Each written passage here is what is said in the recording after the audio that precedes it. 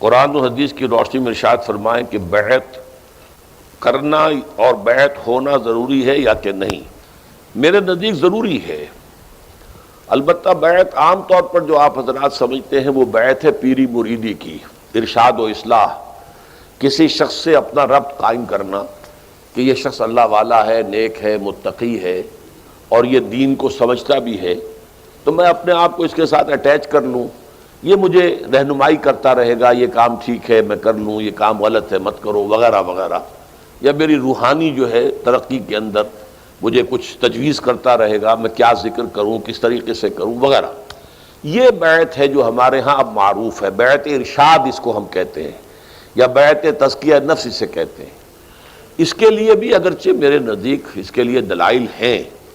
اور بیعت عقبہ اولیٰ جو ہے در حقیقت میرے نزدیک وہ سنت کے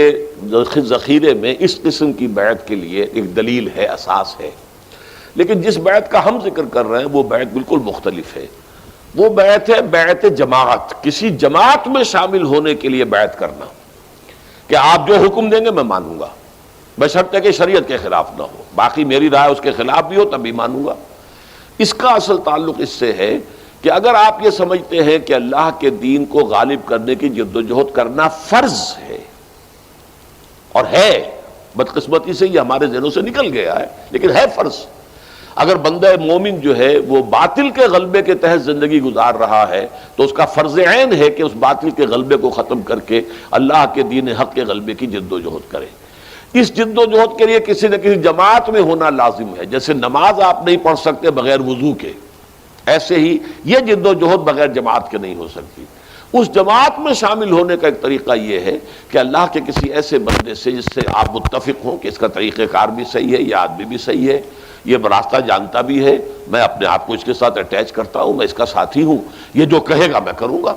یہ بیعت ہے، بیعت سمع و طاعت فی المعروف، جو کہ ایک حزب اللہ بنانے کے لیے، ایک جماعت بنانے کے لیے یہ بیعت ہے، اور یہ بیعت جو ہے یہ لازم ہے۔ یہ وہ بیعت ہے جس کے بارے میں حضور کی حدیث ہے صحیح مسلم کے اندر، حضرت عبداللہ ابن عمر رضی اللہ تعالی عنہما سے، من مات ولیس فی عنقہ بیعۃ مات میتۃ جاہلیۃ، جو شخص مر گیا اس حال میں کہ اس کے گردن میں بیعت کا قلادہ نہیں تھا۔ اب یہ گردن میں قلادہ ہونا، جیسے کوئی بکری ہے، آپ نے ایک رسی اس کے گردن میں ڈالی ہوئی ہے، وہ آپ نے پکڑی ہوئی ہے، یہ بیعت کی حیثیت یہ ہوتی ہے۔ آپ نے وہ آپ کے ہاتھ میں رسی ہے، بکری ادھر ادھر نہیں جا سکتی۔ اسی طرح آپ نے کسی کی بیعت کی ہے تو اب آپ اس کے تابع فرمان ہو گئے، اس کا حکم آپ کو ماننا پڑے گا، بالکل جیسے کہ آپ کے گردن میں وہ ایک جو ہے وہ پڑی ہوئی ہے، وہ قلادہ پڑا ہوا اور اس کا جو سرا ہے وہ اس شخص کے ہاتھ میں ہے۔ تو جو شخص مرا اس حال میں وہ لیس فی عنق